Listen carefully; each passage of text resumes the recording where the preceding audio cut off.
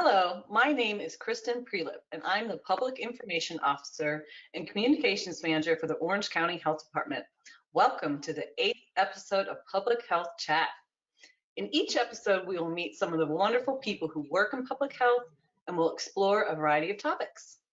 This month, the big news is that the U.S. Food and Drug Administration expanded emergency use authorization for the Pfizer COVID-19 vaccine to include adolescents 12 through 15 years of age. This means that all people ages 12 and up are eligible for the COVID-19 vaccine. Ages 12 to 17 will be able to get the Pfizer vaccine, while those 18 and up can receive any of the approved vaccines.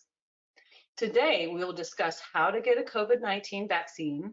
We will address some common questions about vaccines, and we'll also get a chance to meet the mobile vaccination team. First, let's get an update from Orange County Health Director Quintana Stewart.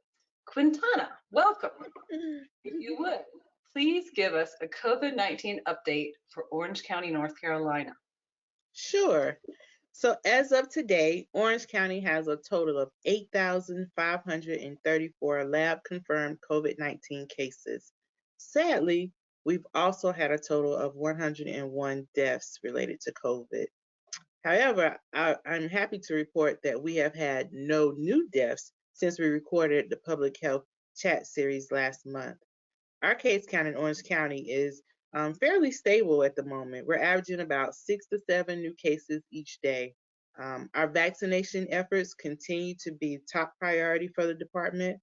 While we know the B.1.1.7, the UK variant, is currently circulating in the community, the vaccines continue to show effectiveness against severe disease, hospitalization, and death. As of data from today posted on the North Carolina Department of Health and Human Services site, Orange County has 70,756 individuals, or 47.7%, individuals who have received their first dose of the COVID-19 vaccine. And we have 65,881 people, or 44.4%, who are now fully vaccinated. So we are headed in the right direction to get our summer back. I will just implore those that are able to, find your spot, go get your shot. Vaccine is available, and we would love for everyone in the county to be vaccinated. Thank you for that update. So we want to let people know that it's free and easy to get a COVID-19 vaccine. We host walk-in clinics every single week. They are held on Mondays from 2 p.m. to 7 p.m., Wednesdays from 8 a.m. to 1 p.m., Thursdays from 2 p.m. to 7 p.m., and Fridays from 8 a.m. to 1 p.m. They are held at the Whitted Human Services Center at 300 West Tryon Street in Hillsborough, North Carolina. No appointment is necessary. Pop-up clinics also happen every single week. A current schedule of pop-up clinics around the county is listed at www.orangecountync.gov/get-your-shot. If you prefer to choose a time and date that works for your schedule, visit www.myspot.nc.gov. Search for the zip code 27278. You can also call 919-913-8088 to register by phone. Spanish and other languages are available. Quintana, as health director, I know that you and your staff get many questions about the vaccines. I thought it might be helpful to go over some of the most frequently asked questions. Sure. Here are a few that we get often. So first, do you need to get the vaccine if you have already had COVID-19? Yes, you should be vaccinated regardless of whether you already had COVID-19. That's because experts do not yet know how long you are protected from getting sick again after recovering from COVID-19. And the immunity you get from the vaccine will protect you more than natural immunity. Second question we hear a lot: can the COVID-19 vaccine alter my DNA? No. COVID-19 messenger RNA vaccines do not change or interact with your DNA in any way. Both messenger RNA and viral vector COVID-19 vaccines deliver instructions to our cells to start building protection against the virus that causes COVID-19. However, the material never enters the nucleus of the cell, which is where our DNA is kept. Another popular question: Does the COVID-19 vaccine affect fertility or my ability to have a baby? No, there's currently no evidence that COVID-19 vaccination causes any problems with pregnancy, including the development of the placenta. In addition, there is no evidence that fertility problems are a side effect of any vaccine, including COVID-19 vaccines. And the last question, is it safe to get the COVID-19 vaccine if I am currently pregnant? Yes, there is currently no evidence that COVID-19 vaccination causes any problems with pregnancy, including the development of the placenta. In addition, COVID-19 can be severe in pregnant women, so getting vaccinated when pregnant is important to reduce this risk. For people who are undecided about getting the COVID-19 vaccine because they need more information or they have some medical questions, they may call 919-245-6111. They may leave a message and a nurse will get back promptly to address their concerns. Now I would like to introduce you to the mobile vaccination team. Thank you all for joining us. So if you would, please let us know your name and what you do. Landon, if you'd start us off. Sure. My name is Landon Weaver. I'm the Community Paramedic Coordinator for Orange County Emergency Services. My name is Katie Benedict. I'm a Community Paramedic with Orange County Emergency Services. And I'm Jill McCulloch. I'm one of the public health nurses with the Orange County Health Department. Excellent. So please tell us about the work of your team. Who do you work with in the community? So in conjunction with our partnership between Orange County Emergency Services and the Orange County Health Department, we've been working with a ton of agencies across Orange County, nonprofits, community groups, coalitions, health and living facilities that help us identify individuals and communities across the county to provide our services to, especially those that are homebound who really can't get out to those larger clinics. Great. So if you could help us to understand some of the reasons why someone might be homebound. Yeah, so for the sake of this mission and program, homebound is essentially just trying to capture any individual that cannot safely get to any other means of receiving a vaccine, be that a clinic or a pharmacy. It's typically kind of broken down into two tiers. So the medical component could be someone who is oxygen dependent, and the logistics of time to receive a vaccine just isn't in the cards.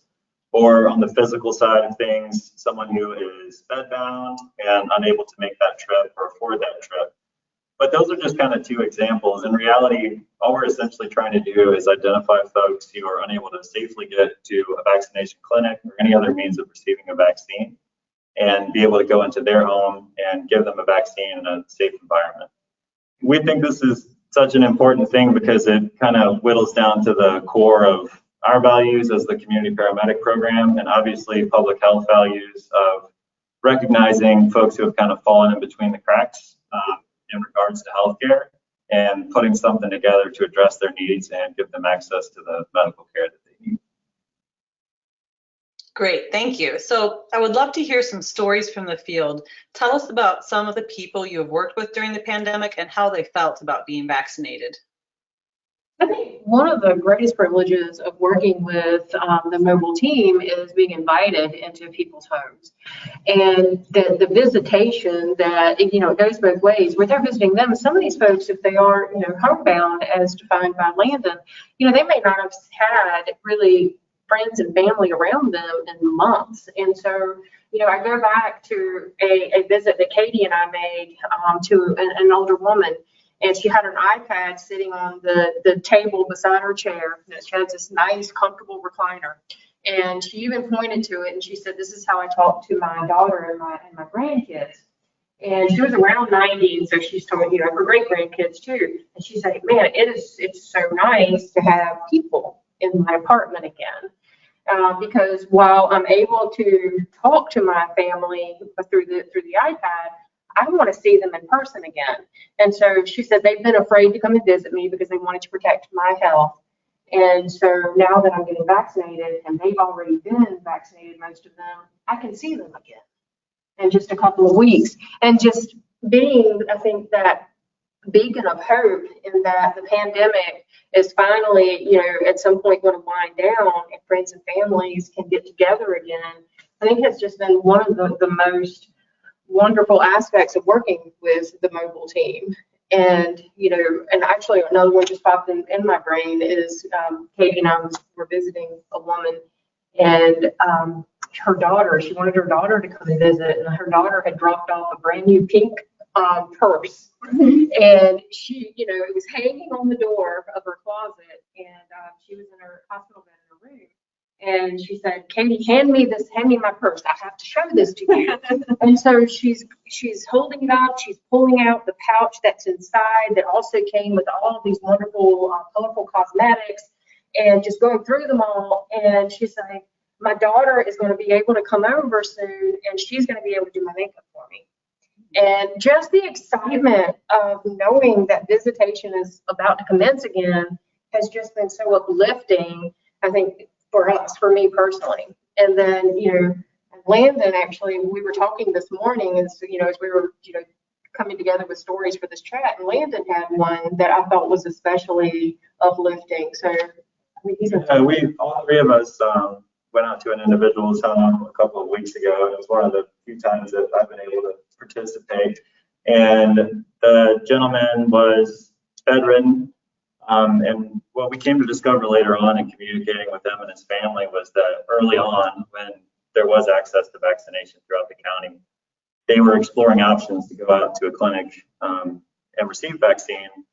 But what they realized was for convalescent service to logistically make that take place was in the hundreds of dollars. And they essentially just dismissed it, even though they were both very interested in it, until catching wind of the program from communicating with the health department, which is just one of those little kind of pockets of realizing that that's someone who would not have had access and perhaps couldn't have afforded to receive access to vaccine and thus had dismissed it and would not likely have received it otherwise, which, we were kind of chatting earlier about a general day and going out and doing this is about 6 folks or so a day, or 6 unique addresses a day, which can seem like small potatoes, but when you kind of start to interlace that with the patchwork of all of the other routes that the county and miscellaneous departments are pursuing to try to get everyone access to the vaccine, it starts to piece together that more full picture and get the county and on an even larger scale, just everyone back to some degree of normalcy and safety. So.